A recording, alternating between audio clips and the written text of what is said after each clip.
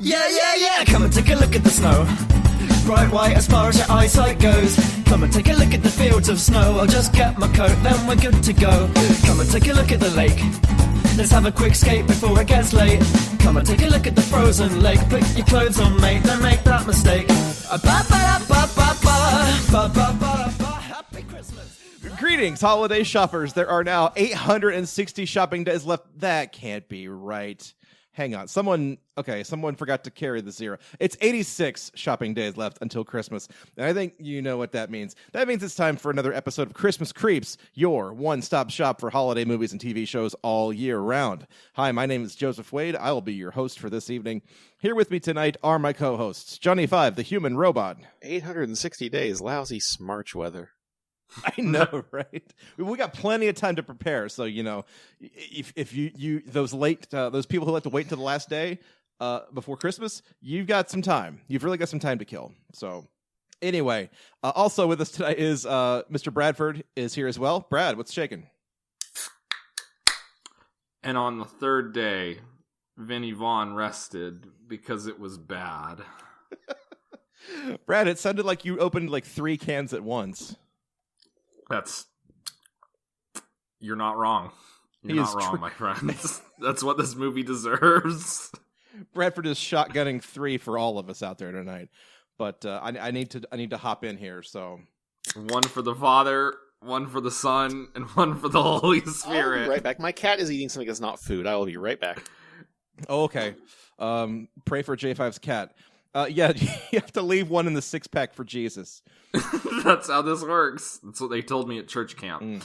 How are you doing tonight, Joseph? You always ask us how we are doing, but we never extend the favor and ask you, how are you doing?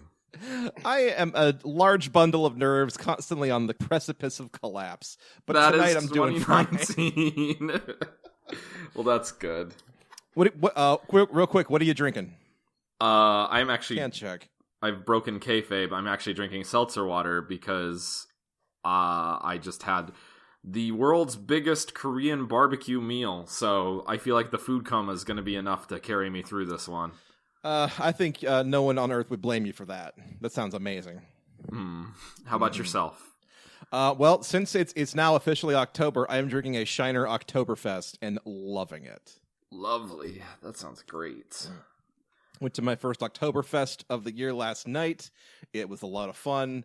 Lots of German was sung. Lots of horrible, horrible dancing was performed.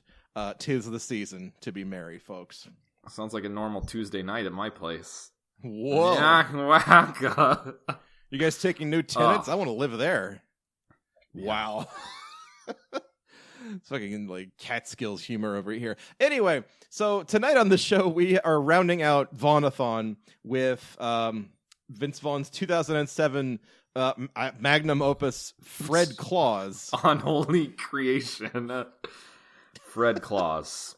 Which rated PG for Paul Giamatti. Yes.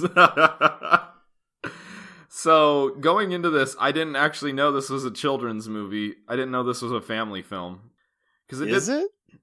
I didn't notice that it was PG, and it did that mid-aughts thing. I know I always use the term mid-aughts, but it did the mid-aughts thing where it just has the bold sans serif font that they use for like raunchy comedy. Has. Yeah, for like every raunchy comedy movie that came out between like 2002 and 2010, you know? Yeah, it's another one of those fucking movies that just calls itself the feel-bad comedy of the season or whatever. Yeah, basically. So I thought, for some reason, I thought we were going to get into like Bad Santa light territory, but that was not the case.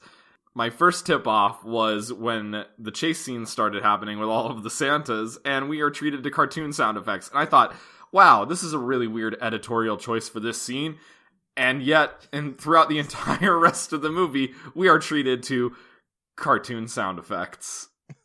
The Foley artist for this film was, in fact, the director David Dodkin's cat, who just slept on the keyboard with all the wacky sound effects. Well, would it surprise you to learn that in the credits there are 5 songs credited to being from the Mouse Hunt soundtrack?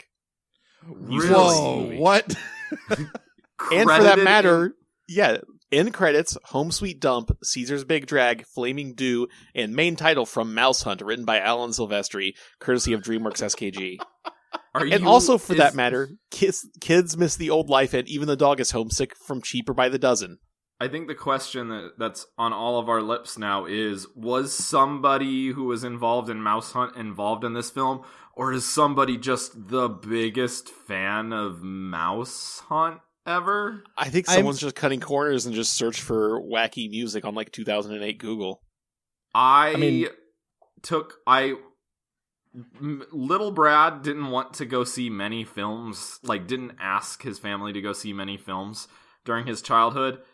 But one of the ones that my child mind fixated on was Mouse Hunt, and I really wanted to go see Mouse Hunt, and goodness gracious, my long-suffering father, who also took me to see Pokemon the movie, took me to see Mouse Hunt, and I cannot tell you anything about that movie.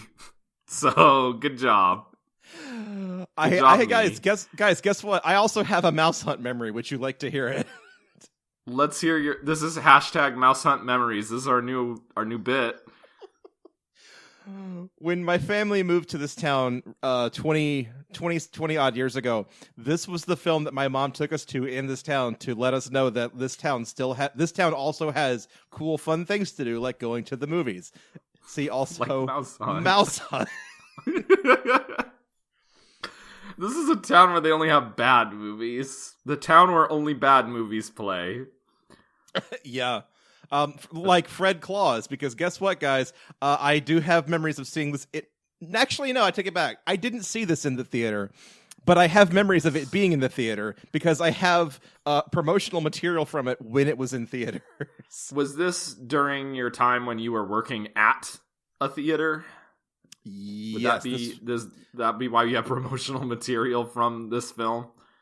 Yeah, that's exactly it. Well, also because in the late 2000s, they would just release weird promo stuff for basically any movie that came out. And the table at our big theater just would dump all this stuff on the table. Please, we're begging you, take this crap off our hands. This is garbage that nobody wants. The two that I still have to this day, other than a giant pile of mini posters for movies nobody remembers, I have a 2007 calendar from the film Alien vs. Predator Requiem.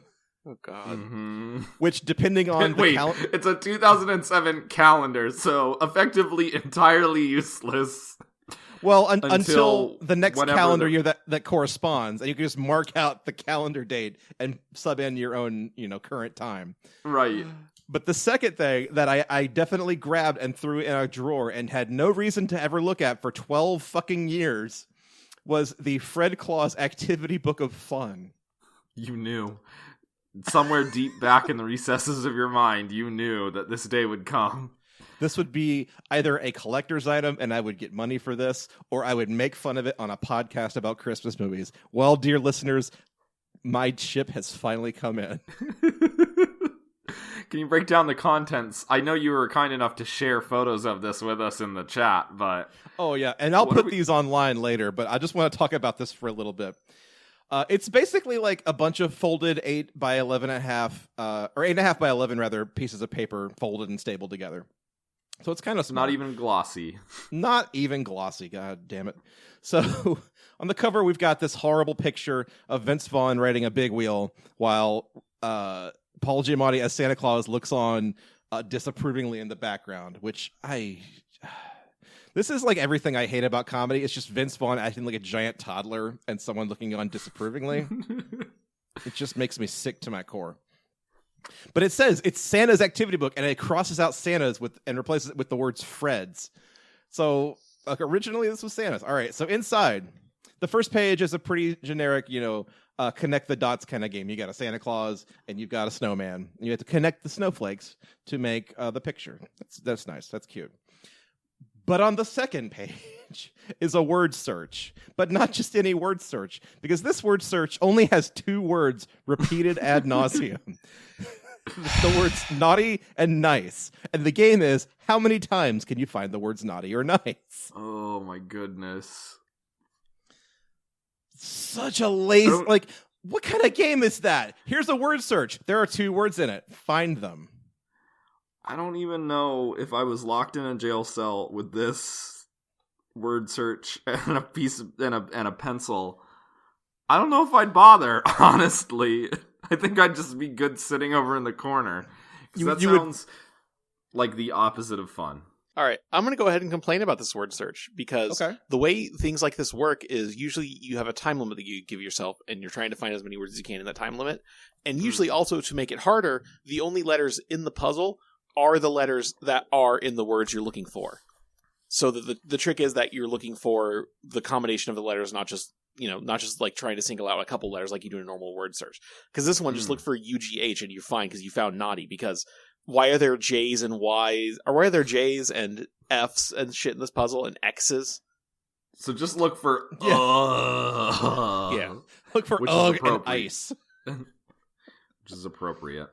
Yeah, I mean, with if it was all just those letters, it would these would not stick out like sore thumbs. But however, they do. All right, so moving on, page 3.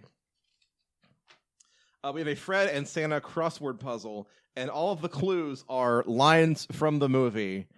But there's also a secondary set of clues, which are all the words used as a word jumble. So if you couldn't be asked to watch the film and remember the lines, they got you covered. Be sure to get some hints by watching the movie preview trailers on fredclaus.net.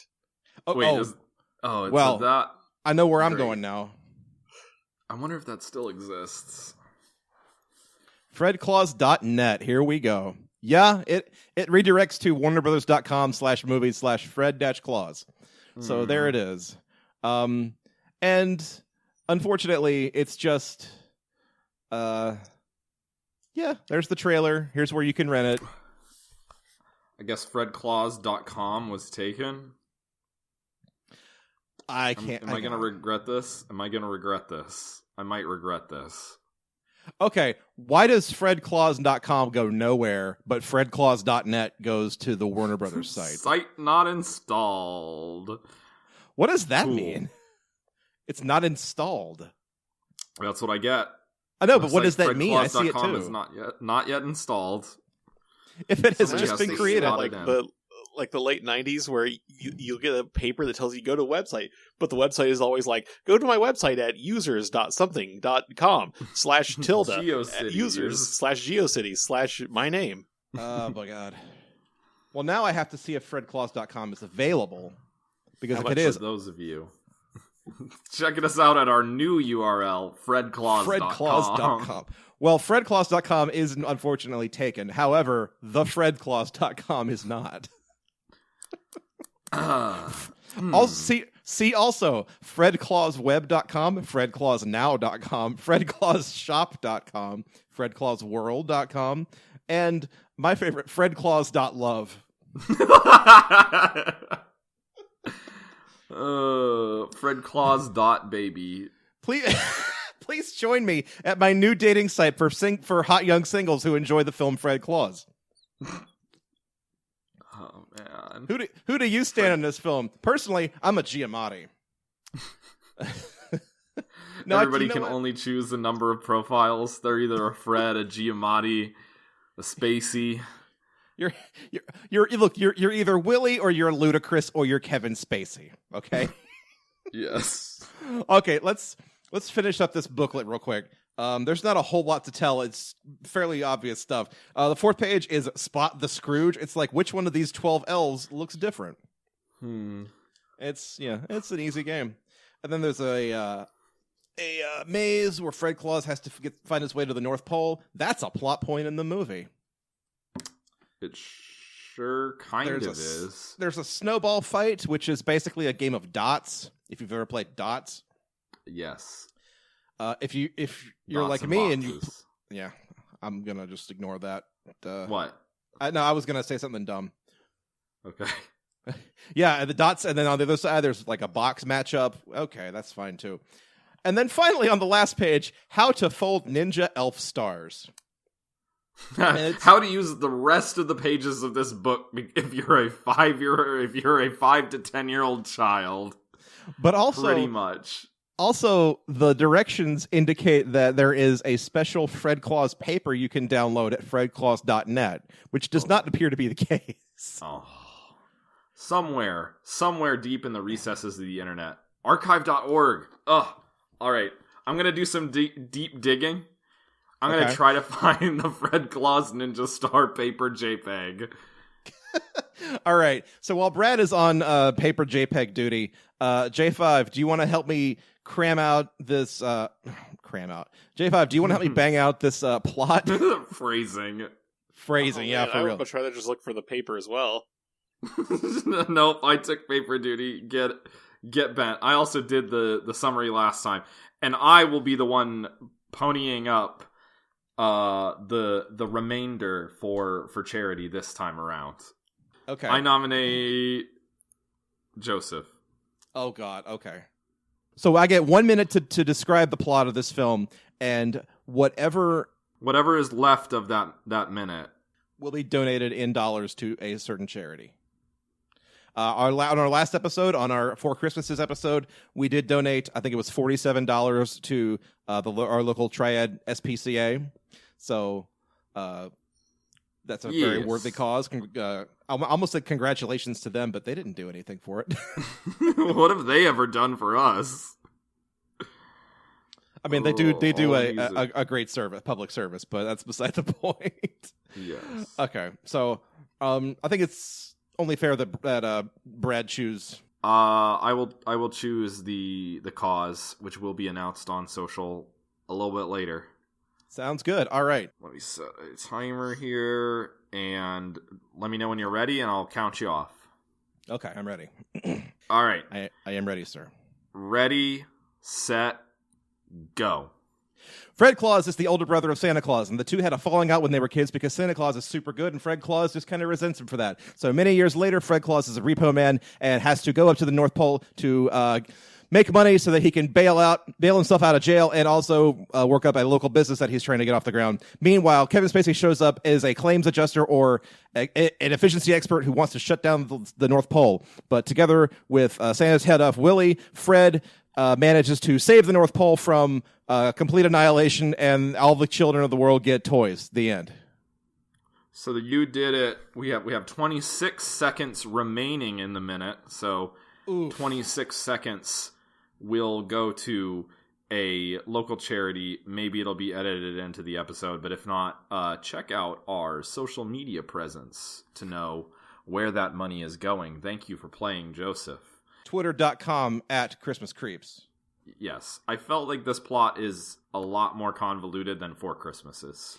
Yeah, there are actually a lot of moving parts to this, so we can spend some time digging into it a little bit. You could cut out so many of these moving parts, though. That's the thing. Well, yeah. Why does Fred Claus have an orphan child as a best friend? Slam? Yes. Slam is a cool kid, though. Like I enjoy Slam. He just doesn't have anything to do. No, this isn't the movie he should be there. in, though. Why isn't he at the orphanage in one of the Santa Buddies movies? You know what? That's perfectly valid. I mean, the real obvious answer is that Slam was written into the film to show that Fred is still a good person. Yeah. Deep down. But I mean, to be perfectly honest, Fred should have already been Slam's stepdad, and he should have been in on the adventure from the beginning. Yeah. Yes. Because I feel like as much of this film is sort of kind of accidentally geared towards children, we needed a kid to help guide us into this world. Because otherwise, it does kind of come off like a raunchy Vince Vaughn comedy that has to pull back on itself because it's Christmas. Counterpoint: if Slam were Fred's sidekick throughout this entire film, we would be one step closer to this being a Santa Claus clone, which it already almost kind of is, except that Santa's not dead. This is like live action Arthur Christmas with the Santa Claus, yeah. Yeah, that's a good way to put it, actually. Like it does so many of the same things of both of those films, up to and including we've harped on this before, having the military industrial complex of the North Pole be a thing. Yes. Although it's not nearly as like convoluted and militaristic as those two films. Like this is more just like this is kind of the setup to show how elves can handle this kind of stuff. It's not overly, Probably the most interesting thing this film does is at the very beginning, and then it throws it completely out of the window, is we are treated to the fact that both of these characters were born in like the 16th century in Europe. They were born in Skyrim. Yeah. They were born in Skyrim. This is a place that's not existed at all ever. They were born in Skyrim. And then apparently, according to saint logic, when somebody becomes a saint, they become immortal, which, as far as my actual knowledge of sainthood goes, most of these people are murdered in some fashion, and that's how they became saints. So yeah, the other part of sainthood is you have to be dead already. Yeah, it doesn't really pan out that way. But apparently that extends to your entire family and any spouses of basically the whole family line. Yeah. So I have a question about this. Yeah, it raises a lot of questions that this movie is not prepared to answer. Oh, not a single one of them. But here's my question. So Fred is the older brother, correct? Yes. Yes. And Nick is the one who is sainted and becomes Santa Claus, and when you become sainted, you are, as the movie explains it, like frozen in time as that age. So why the hell does Vince Vaughn look like 1,000,000 years younger than his little brother? I don't know. It's a very good question. There are a bunch of other really good questions, like why is Mrs. Claus very concerned about Nick's weight when I guess it would affect his well-being, but couldn't he just starve himself and he wouldn't die because he's immortal? I don't understand. Yeah, like the entire like last act like gambit of the film hinges on the fact that Santa Claus is sick and laid up in bed. Right, but I don't know. Is this immortality, the effective immortality where you can be,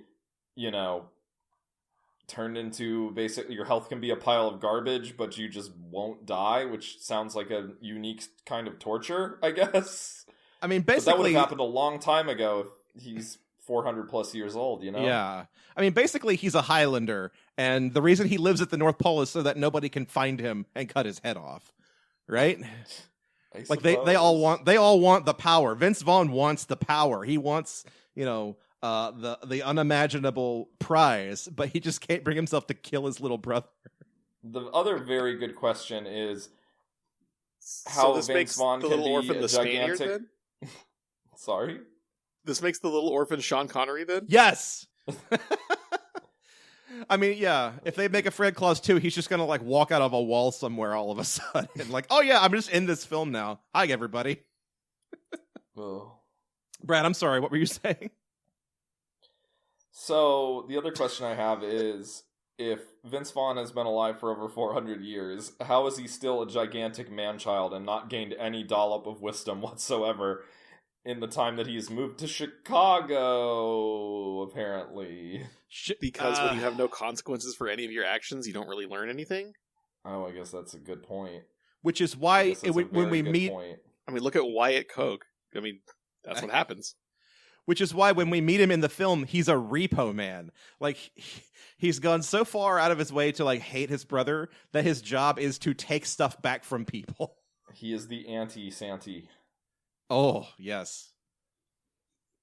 Okay, so the actual legit real-life ass plot of this movie hinges on the fact that Fred Claus is apparently trying to open like a sweepstakes parlor in downtown Chicago. Yeah, like off-track betting, I think is the thing he said.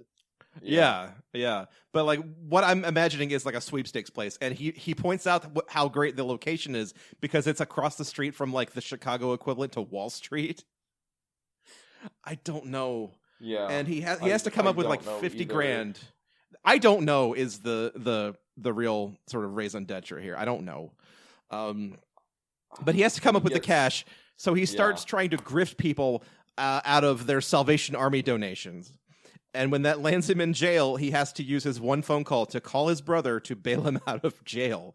His brother, Santa Claus, has to pay $5,000 for this bail you've money. already completely forgotten the female lead of the movie. Yeah, there's a whole plot with that his is how girlfriend, irrelevant she is to this fucking story. It is so inconsequential. Listen. You could have written her out and it would have been the same film. Oh, so because I'm the one who wrote her out, I'm the asshole. Okay. No, I'm just trying to get us from A to B in as fast a fashion as we can. Look, Charitable Cause X already has my money. I'm just trying to move things along here. But you're right. No. His on and off girlfriend is Rachel Weisz, who is amazing and fantastic, and she honestly needs more than 4 lines in this entire film. But she's just feared to be the girlfriend. Like a traffic cop, like a meter reader. Yeah. I think. Yeah. Yes. And their relationship is basically built on him lying to her pretty much. For 3 years he's been doing this. And then getting really good charisma rolls when he apologizes to her, and that's about it. Yeah. Yeah, basically. It's the worst. So there's very little consequence to that plot. I'll let you guess how it ends up at the very end, and you would be right. So I'm not even gonna. I just want to tangent though. That restaurant that he said they were going to go to that he never showed up to. How is that not the coolest fucking place ever? And I want to go there now. What is it? Yeah, the Bonsai Palace. Yeah, it's what if Benihana also had sumo wrestlers in a bamboo cage in the middle of it? It's the worst. It's the greatest. What are you talking about? Apparently there were fart noises that I couldn't hear because I had my volume turned too low, but it was in the captions. Oh yeah, I rented this on YouTube, and it was just very hard to hear it at all. I had headphones in, volume on the computer turned up, volume on YouTube turned up, all the volumes I could turned up, and it was still I was straining to hear it. All the volumes. Yeah, the sound mix on this is really weird, but then they definitely crank up all of the licensed music that I have to assume they spent most of their money on. There's a lot of licensed music in this because film. Whenever it shows up, the movie stops and plays the entire song. It does. I don't think this movie needs Surfin' Bird in it at all, let alone all of Surfin' Bird, but it definitely has it. Damn it, we paid for the license, we're gonna use it. But they do play Christmas rapping for almost its entirety, which I have to commend them for that, because that's a fucking banger right there. It's a good song that is underutilized, but it should have been in a better film than this. This god-awful 116 minutes long comedy movie, because a good half an hour of that was musical numbers with nothing happening during them other than slapstick, that you can just oh cool, I'm watching this on YouTube, playback double speed. Then I finished the movie in an hour and a half. There you go.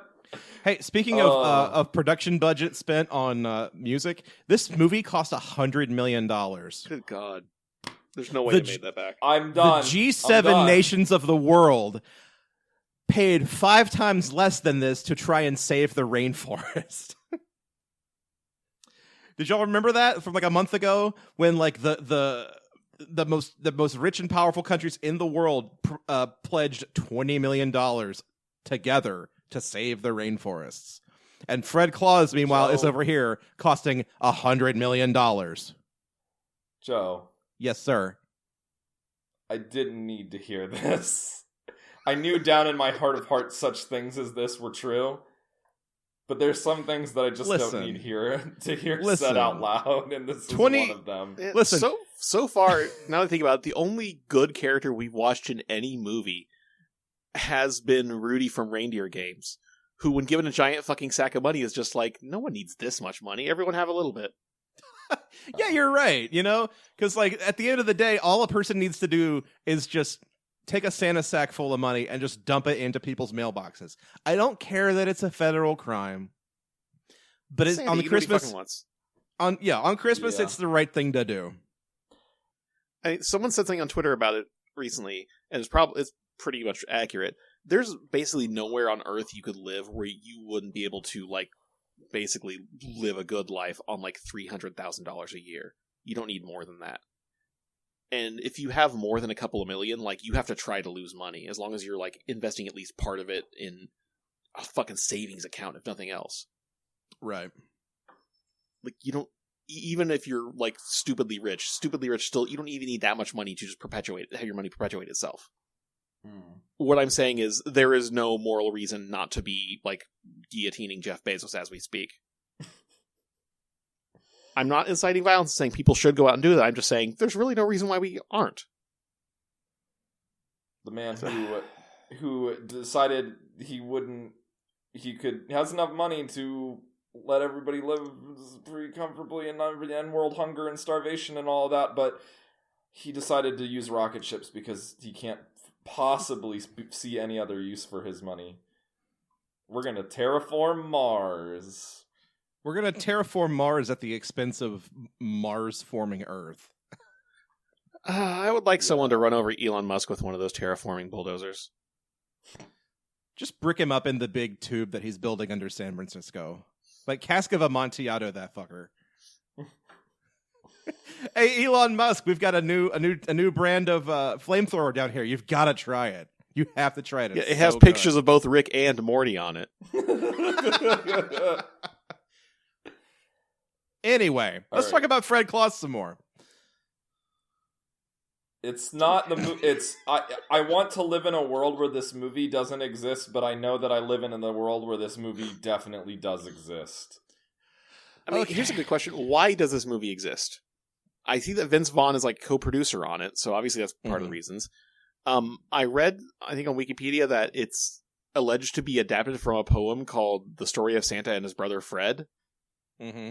But why is this nearly 2 hours long then? I know. I was looking at this, like, it's a 2 hour long comedy movie. The only thing I can think of is, if this was slavishly adapted from a book, that would make sense. But no, it's based off of a fucking poem. And the writer, like, pretty easily copped to the fact that that Fred's name is Fred because they were watching The Godfather, and Fredo just sounded like a good name.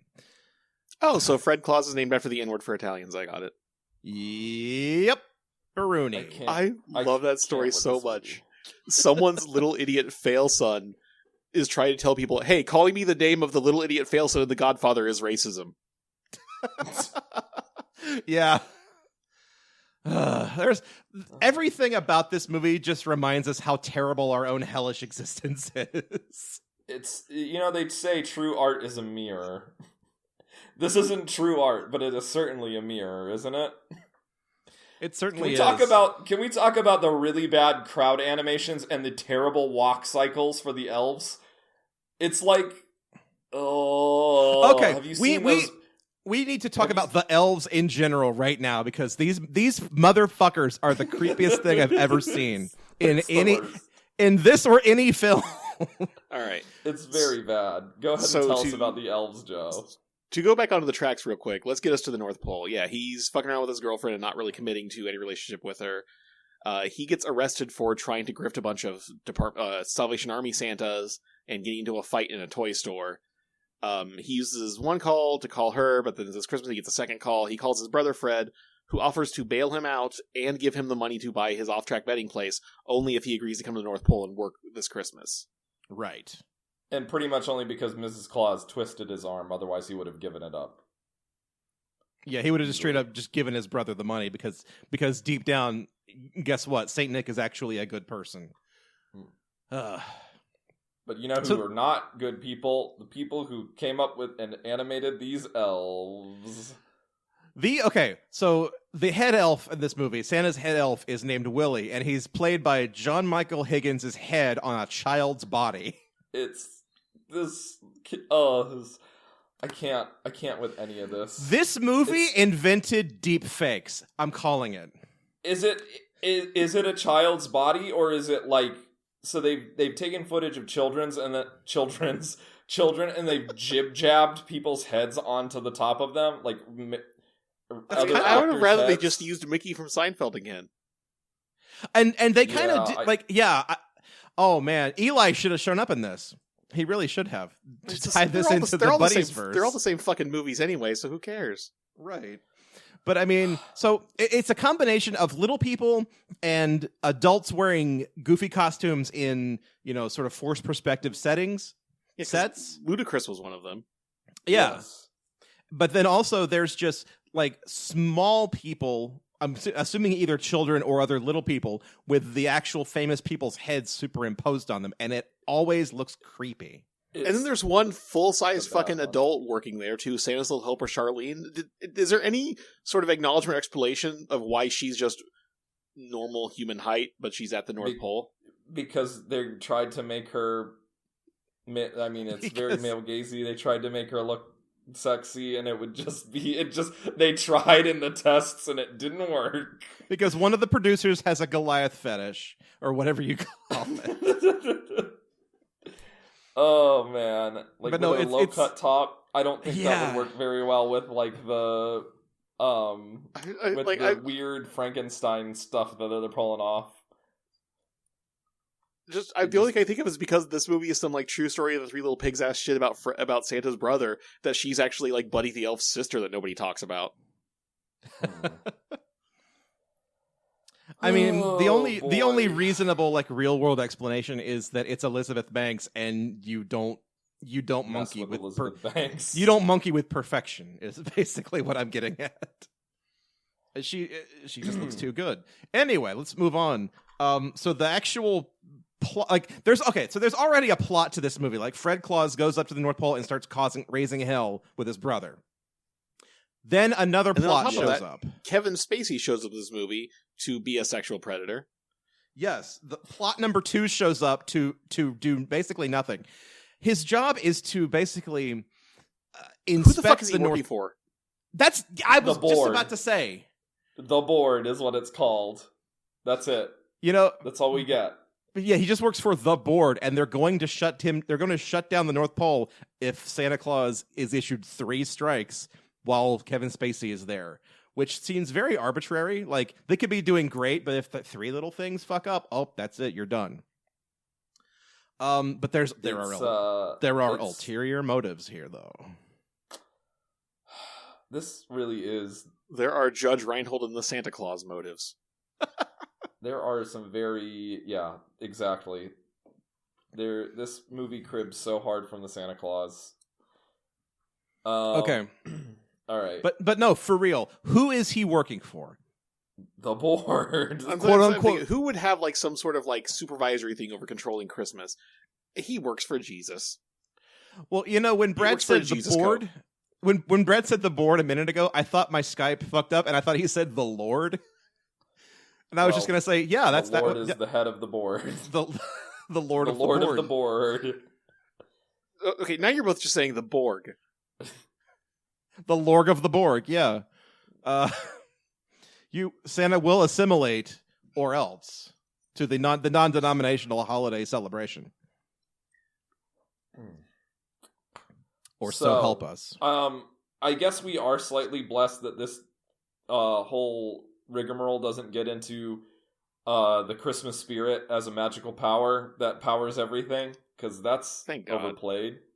Oh yeah, like when Fred has to, spoiler alert, when Fred has to play Santa Claus at the end of the film and go into overdrive to make sure that it's done, he just does it. Like, it's not even a question; he just does it. Yeah. Okay. I'm thankful there's no J.O. crystals, because Vince Vaughn powers his J.O. crystals by jacking off into a mirror. Like, he just stares at himself while he does it. That's how you know he has J.O. crystals, because he's too embarrassed to put it in his own film. How many bad shots are there of like Vince Vaughn from a low angle where you can see his chin, and it's just it's the worst. Yeah, like this entire film was kind of shot at the perspective of a child and or elf. So that's my first question for you, and we've already grazed upon this a little bit. Who is this movie for? It's ostensibly for little kids, but still, come on. Okay, I'm gonna tell y'all a secret that I kind of hate to admit, but it was reiterated to me earlier today. This is one of my mom's favorite Christmas movies. Oh my goodness. This is a film for mothers who like their Christmas films to have a little bit of a dumbass edge to it. Mom, I love you, but I'm sorry, that's the truth. I'm sorry, Mrs. Joseph's mom, but this is a bad movie. And it's not even that it's like offensive. It's just really, really dumb, and it thinks it's hilarious. Which describes Vince Vaughn perfectly. It's very dull.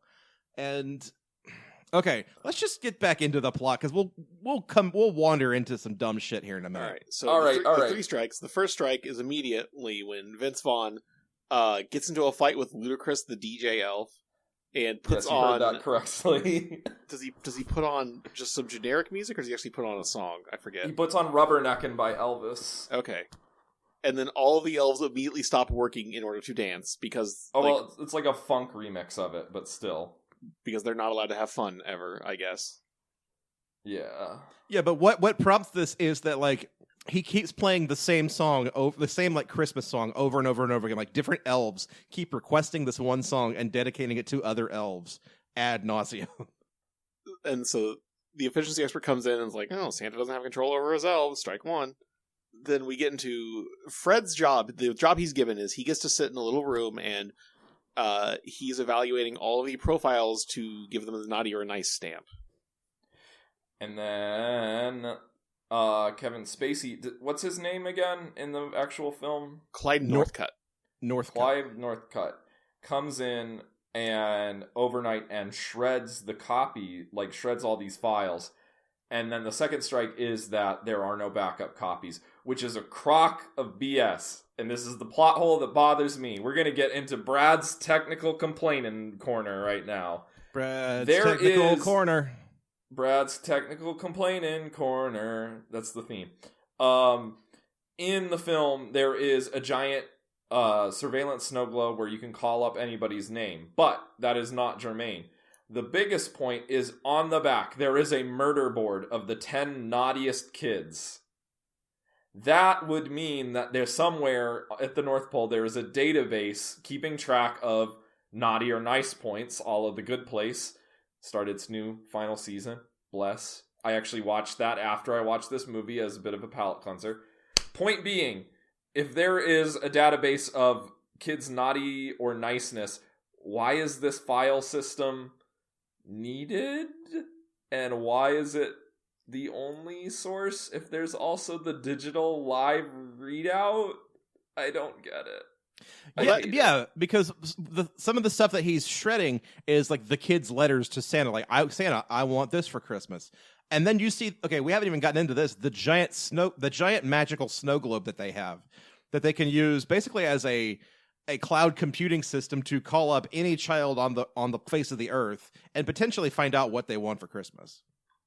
Yeah, but that's not what bothers me. I mean, I guess he does shred their letters of what they want, but I think the bigger implication is Vince's whole job or Fred's whole job is to sit there reading a file and then to stamp whether or not they're naughty or nice, but they should already know that based on the information that they're already pulling up in a situational awareness system. It's the worst.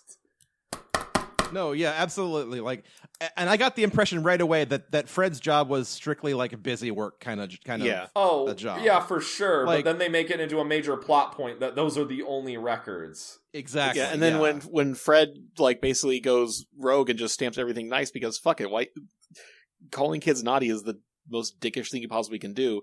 It ruins everything. But it ruins everything from an actuarial standpoint, not from like a weird moralistic standpoint. Yeah, he stamps all the kids presents. Yeah, exactly. He stamps all the kids nice, so now they have to produce presents for every kid, which the factory does not have resources for. Like, that's what gets them in the most trouble. Here's my biggest problem with every single fucking Santa goddamn movie like this. Okay. So you have Santa with all these fucking powers to do all of this bullshit, all the shit, like everything. There's not a Santa that can simply just fucking slow down or stop time. Because that's how does Santa deliver all presents in one night? Because he fucking stops time, and it takes him like fucking 4 weeks to actually do it. You know, and then you ask, and then it can tie in because like as a kid, like what's the longest night in the world? The longest night in the world is Christmas Eve. Right. This movie is weird with its like Santa delivery system because it implies that Santa is not magic. Or not magic like in the way that we think of it. Like he has to physically climb down the chimney and eat the cookies and deliver the presents, and just somehow, I guess through time dilation or something, he's capable of doing all of this, but it's not ever addressed. It's weird. Yeah. Well, and also like the whole like eating the cookies thing, I just put immediately into my mind that like, okay, they're immortal, so the like eating a bazillion cookies in one night is not going to do anything to his metabolism whatsoever. Like that's just that's the magic we're working with here. Or he just gets immortal diabetes. Well, listen, if all immortals had diabetes, there would be no insulin left for the rest of us. That's true. That's how it is. But I'll say, okay, I want to bring up Elf for just a moment. And we've talked about... You're going to take Elf off the shelf? Thank you. Wow, Brad, shut up. Sorry. No, I want to mention Elf just for a minute because like we don't really touched on Elf much yet. We might in the future someday. Hint, hint. But one of the things I do like about that film and the way it handles its kind of Santa myth is that when Santa's bag fills up per house. So like in every house he goes to, it just like auto generates whatever stuff that he's going to deliver. How that happens, I don't know, but it's like one of those like, okay, this makes like magic logistical sense to me because otherwise you've got a Santa Claus with a gigantic sack sitting in a sleigh, and that looks silly and dumb. Like just from or like the ones with the book that they have to read out of to get all of the listings and check them all off. What, you mean like this film? Yeah, like this film. I'm just thinking now. I just want to like sit a kid down and just try to explain Santa to them and find out where the Santa bullshit threshold is. Like what level of like, wait, that doesn't logistically or logically work. Can you explain away with magic before the kid's satisfied? Like, okay, this makes sense now because like Santa can't just like teleport the presents into your house. That wouldn't make sense. Someone has to bring the presents to the house, otherwise it would make sense for them just to appear there. But Santa can't just go through the front door because it's locked. Oh, obviously he goes down the chimney. What if you have no chimney, John?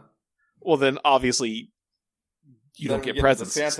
We get Santa Claus territory where a chimney magically appears in your living room. The living room of your apartment that you live in with your single dad. Yeah. Oh no, that's a legit good point though. Like, and I don't have the answer for that. Like, I don't have kids, so I don't have to worry about explaining this. Brad, get back to us in about 3 years. I'll let you know. Lord willing, and the creek don't rise. This show will be here for you to answer those questions, Brad. Hey, Charles. Hey, Brad. Why don't you just talk to give Charles the Santa talk right now? Charles, I just want you to know there's a man in a red suit that comes into your house, invades our house every Christmas Eve, and he brings us presents that we don't have to pay for some reason. And that man's Santa Claus.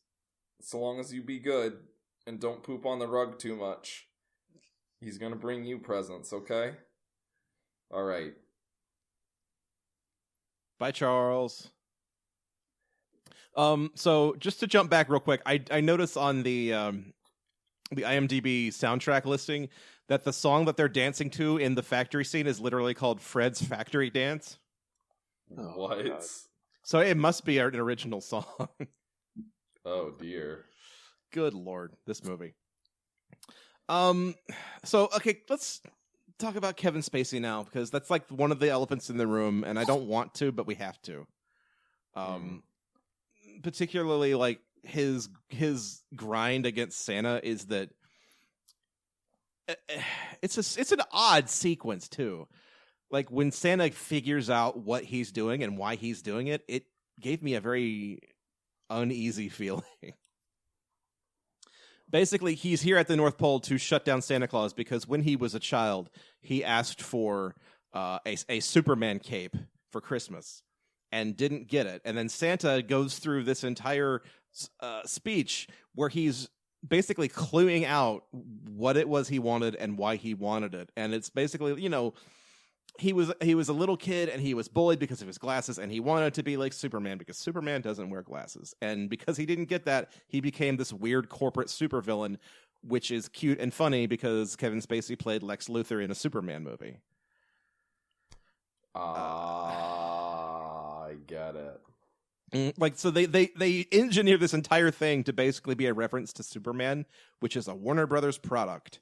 And it's just so tired, and I don't need it. None of us needed it. This movie did not need to have a villain. It's already like a family, an angsty family kind of Christmas movie. We don't need a villain, do we? Yep. We need the villain to unite the brothers together. Oh, okay. This movie also doesn't understand time zones, which bothers me. During the delivery scene, we're treated... God, I'm sorry. I'm just basically, when I return to this podcast, whenever I return, I'm just gonna be friggin' Andy Rooney or whatever his name was, where it's Brad's complaining corner, or I'm gonna be the Neil deGrasse Tyson of Christmas movies. Just gonna be a nitpick Nancy, aren't you? Nitpick Nancy. I'm sorry. Okay, I'll leave it. Time zones are really bad. They're in the dark in Japan in one scene, and they're immediately in the dark back in the United States. Yeah, which movie was it where they were basically racing the sunrise? Because that was handled a lot better. It was that was Arthur Christmas, I think. Yeah. Yes. Where like the final like present is literally being delivered like 2 seconds before sunrise. Yes. Yeah, they do that here. They're like, we have until 4:30 or 5:24 a.m. But it's like, no. And there's that really, really weird, tense little sequence where they're flying, and Willie sees the sunrise, and he's like, "Fred, we don't have time." And Fred's like, "Shut up, I know." Like, oh my god, they're actually trying to like make this dramatic and serious. And the worst part about it is they have a line with that too, where he's like, "That's the time of sunrise at the North Pole," and it's like, no, it isn't. The sun doesn't rise at the North Pole during the winter, you dingus. Yeah, this movie and 30 Days of Night don't agree with each other. Yeah, we have day scenes at the North Pole in December as well. Oh, I hate this movie. Sorry. Get it right. Sorry. So, okay. Sorry, John, go ahead. I think North Pole should be invaded by vampires right now because it's night there all the time. Hang on. Why would the vampires invade the North Pole? To kill Vince Vaughn. Okay, you know what? I'm down for that. Okay. Okay. There are exactly 2 scenes in this film that I like, and they're very close to the end of the film. And I feel like we can talk about those. All right. So the first, though, like Fred is like shunned and sent away from the North Pole because he fucked up and everybody fucked up and everything's going bad. And then he goes to a Siblings Anonymous meeting where apparently like people can go to this, support group and vent their feelings about their brothers. And we get this very, like, you hear a person talking and you it's the setup to a joke, but you're not entirely sure what the punchline is yet. And it's a guy talking about how much he hates his brother and, such and such happened and this and that. And then they cut to the reveal. You guessed it, Frank Stallone. Which is a joke from like 1994 at best. I don't know why they thought a Frank Stallone poll would be funny in 2007, let alone 2019. Does anyone know who Frank Stallone is anymore? Malone? Frank Stallone is an incredibly racist guy on Twitter now, basically. But other than that, the last time I thought about him was every time Norm Macdonald mentioned him on Weekend Update. Yeah, pretty much. But so then we have this entire sequence where it's just famous, quote unquote, famous brothers, or the brothers of famous people coming together to rail against their famous brothers. And like, all right, so who did we get? We got Frank Stallone. That's okay, fine, I'll accept it. Then we get Roger Clinton, Bill Clinton's half brother, and then finally we get Stephen Baldwin. I'm going to just guess that like Eric Roberts threatened to kill them when they called him with this. Oh man, like I don't even know who we could have even had to like replace them in this, because it's an okay joke, but is Frank Stallone the best you can do? And the crickets imply that it is. I don't know, you guys. I don't have anything to give you about this scene. It's just a scene I did like Stephen Baldwin's performance, and it was very good. It was probably the best part of the movie was Stephen Baldwin getting mad at Alec. Yeah, where he's yelling at Fred Claus, and he's like, they're telling him to stomp it out, and he's like, stop. He's like, that, like, tell him to recite the line. That's not Alec. That's not Alec. Yeah, that was good. It was a little much. That was a good one. And then the actual like the scene that I do like, that is a good like Christmas theme, is at the end of the film. When Fred has delivered all of the presents successfully, and it's Christmas morning, and then all of the elves run to the big snow globe to watch everybody open their presents on Christmas morning. That's like a legit good representation of like the all of the happy feels you get on Christmas morning, and I kind of appreciated that. That ties into one thing Fred did too, when they were talking about, okay, Santa's grounded because he threw out his bike getting into a snowmobile/snowball fight with Fred. Fred's like, okay, we can still do this. Yeah, so we got to give literally every kid on Earth a present now instead of just the ones we decide are nice enough. What's the easiest thing to do? Everyone gets a baseball bat or hula hoop. And his reasoning is, kids don't really care what they get as long as they get a thing. Like, the fun part of a present is opening it. And I mean, like, he's kind of not entirely wrong. Like, part of the excitement and fun of Christmas is just, like, knowing that you might get something. So he's on the right track, but then he lands on baseball bat and hula hoop, which for kids who live in like small apartments in a large city, probably not the best gift. Especially if half the kids are actually naughty, and he's going to give that kid a baseball bat. That is a recipe for disaster, if you ask me. I guess it's also implied that they gave away the stuff that they'd already manufactured early in the year. Yeah. There's like an example of an orange bike, and that shows up in that scene or whatever. Yeah. Right, yeah. Well, like they already had some of the presents like ready to go. Well, then again, I would say that this movie is... I don't think this movie is actually trying to make this argument, but it ends up making it, that the only difference between naughty and nice kids is that someone says, this kid is naughty, that kid is nice. I mean, it kind of is. Like, Fred has that whole sequence where he basically has to explain to his brother that like, you know, some kids aren't naughty, they're just misunderstood or they're having a bad time, which is a perfectly valid reason and excuse. Like, to pigeonhole kids into naughty or nice is kind of messed up on its face. And then that ties back into our Kevin Spacey plot. Right. Where it is revealed that he had asked for the Superman cape and did not receive it. And Santa, Paul Giamatti, makes good on this by giving him the cape later, which is, again, very much the plot of What's-His-Face from Santa Claus. Yeah, giving Neil from the Santa Claus an Oscar Mayer weenie whistle.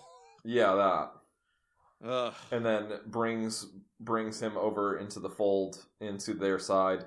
Brings him back to the light. Save Christmas. Yes. Everything is joyous. Everyone is safe. But then that last scene where like all of the elves are standing around the giant snow globe and watching kids open presents is kind of lovely. Like, I'm not gonna really complain about that one too much. There's also a D plot that we haven't mentioned where Willie is trying to woo Carla. Is it Carla?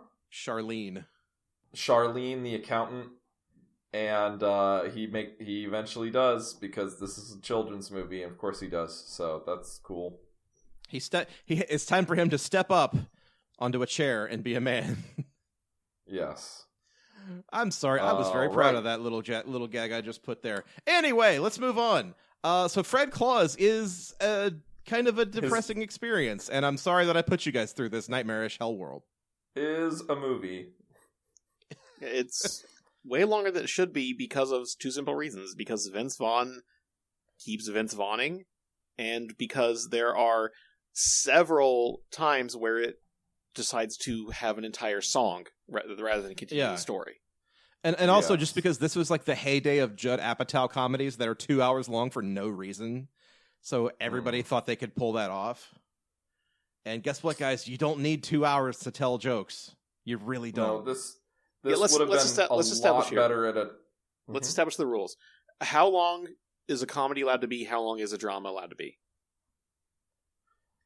A comedy should not dip into triple digits. Yeah, I'd say 90. Yes, I'd say for a comedy, max. 90 is ideal. 80 to 100 is 80 to 99 is the acceptable range. Like I'm willing to agree. Yeah, I'm fine with that. Even if you could get it in under like a tight 70, I wouldn't be mad in this day and age either, honestly. Yeah, if you're going all killer, no filler, just joke, we're done.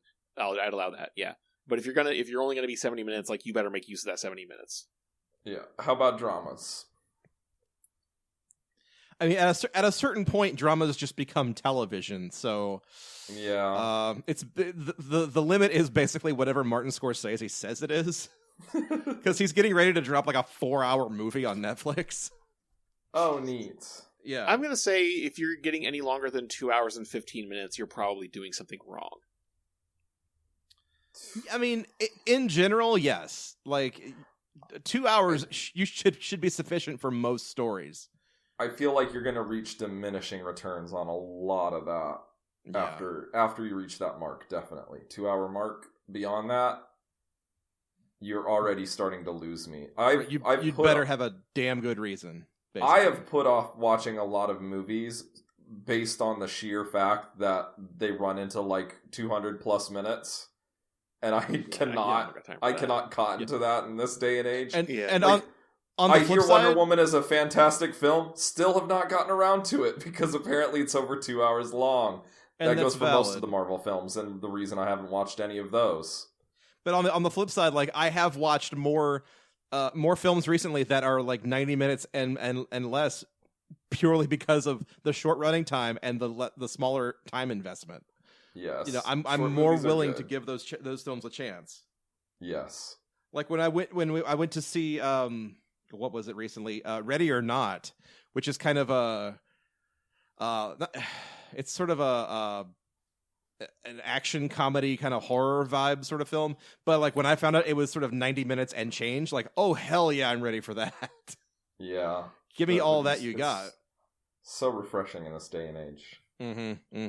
But then Fred Claus is 5 minutes shy of 2 hours, and there's absolutely no reason, not a single reason for it. Yeah. Or I don't think Wonder Woman's 200 minutes. I know somebody will probably correct me about that on Twitter. It's over 2 hours though. It's 2.5 at best, basically. Yeah. So, gents, that's Fred Claus, and it's an experience. It's an experience you should not subject yourself to experiencing. Yeah, no, it's not even like bad enough to be like, holy shit, check this train wreck out. There's no reason to watch it. There's no reason. And we explicitly saved this one for last because we thought Four Christmases would be better than this, and we were wrong. Yeah, I mean, it's a complete waste of Paul Giamatti. You hate to see it. Yes, it is. You do hate to see it. I mean, and a lot of movies that we watch. Mm-hmm. I was going to start this podcast by singing "Deck the Pauls with Giamatti," but this movie just depressed me so much. There's no way I could do it. Yeah, and a lot of movies we watch have sort of, even if they're bad, they have bright spots, I would argue. This movie, I would say, does not really have, other than maybe the Siblings Anonymous scene, I don't think this really has any bright spots. Don't even bother YouTubing scenes. It's nothing that's not done better-ish in other places. Like, you can get the sentiment better somewhere else. You can get the comedy better somewhere else. It is very Christmassy, though. Yeah, like if you're just in it for snow and Santa Claus and Christmas lights, you get your fix. That's for sure. Which takes us to the patented crank-o-meter. Hell yes, let's do it, friends. So the crankometer is our patented XY-axis scale for rating Christmas movies. Our scale goes... Okay, so the X-axis is how Christmassy a film is, Christmasity, if you will. And the Y-axis is the quality quotient. So to tell you how good a film is. So let's score this puppy on the crankometer. Gentlemen, how Christmassy is Fred Claus? It is very Christmassy. I would argue maybe a 3 or a 4, and my reasoning for this is it is all about the Claus family, and if that whole legend didn't exist, and Christmas didn't exist, you probably couldn't have this film. Also, it takes almost entirely takes place at the North Pole, which is, as we all know, a very Christmas, probably plus 1 or 2 Christmas points right there. Yeah, and it doesn't do anything like egregiously wrong with the Christmas message either. In this movie, the message is that Christmas is about basically being happy, pretty much.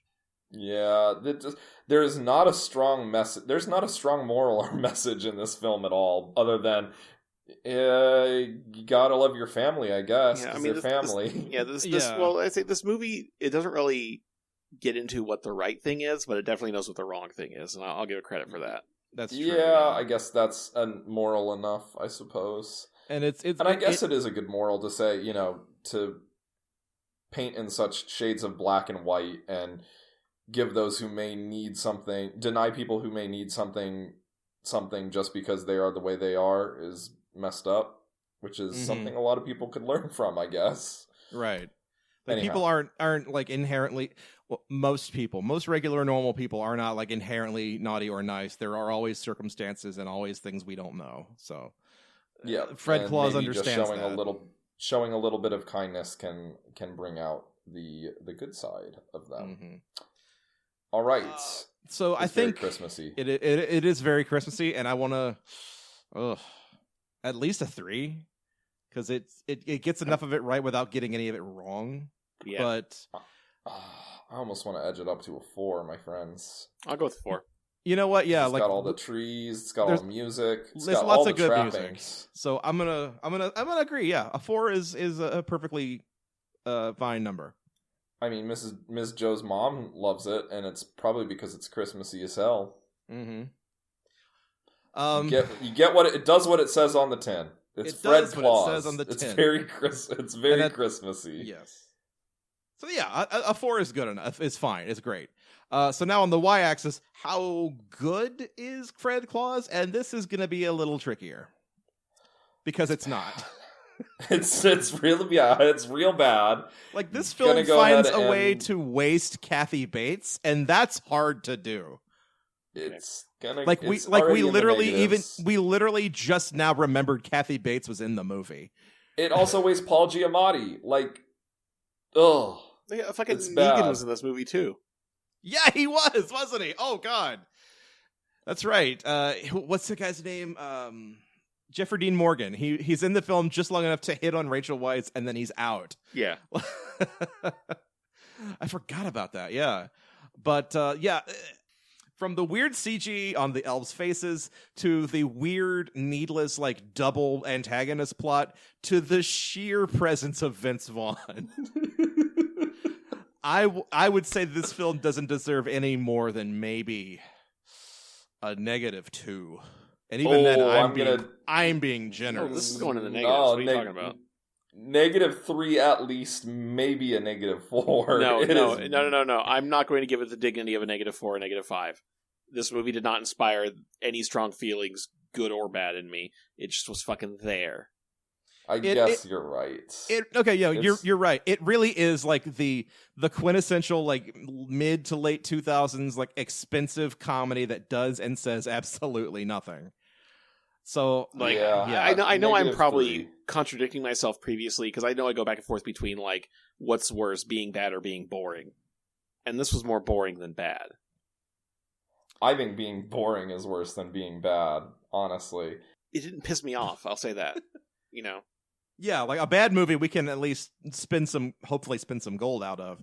A boring movie we just kind of have to sit there and go, guys, what the hell? And that's kind of what we did here on this episode.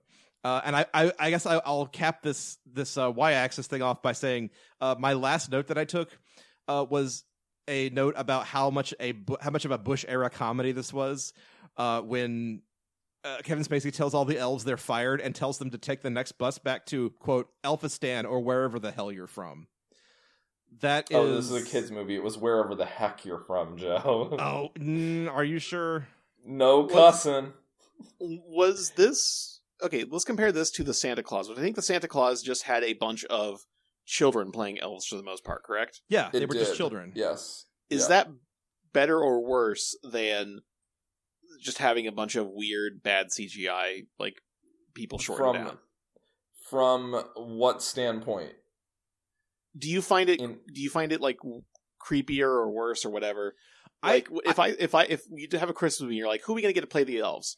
And the options are, we'll get a bunch of kids and just say, oh, they're ageless, or like, yeah, we'll just get some people and just make them look shorter.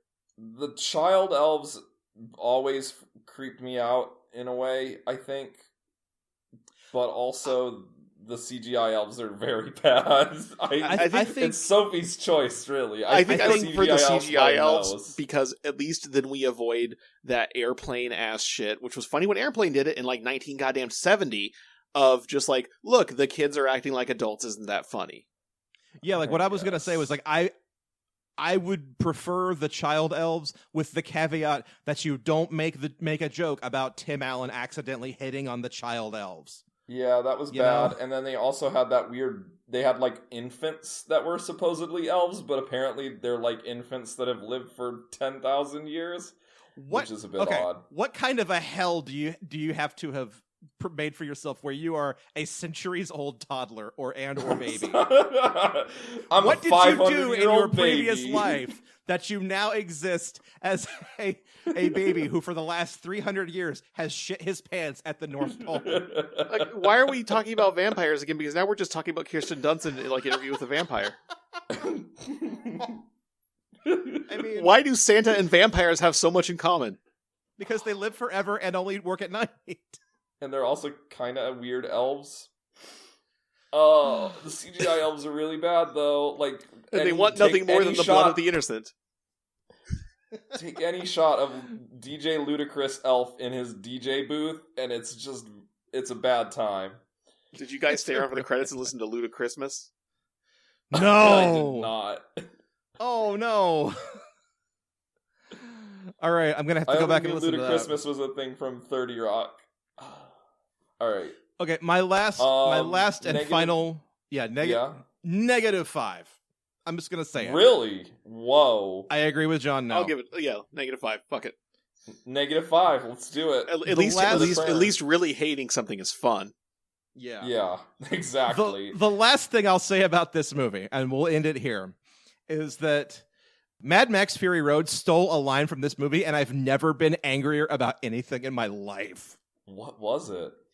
When Saint Nick is born at the beginning of the movie, and his father looks down and says, "He's perfect in every way."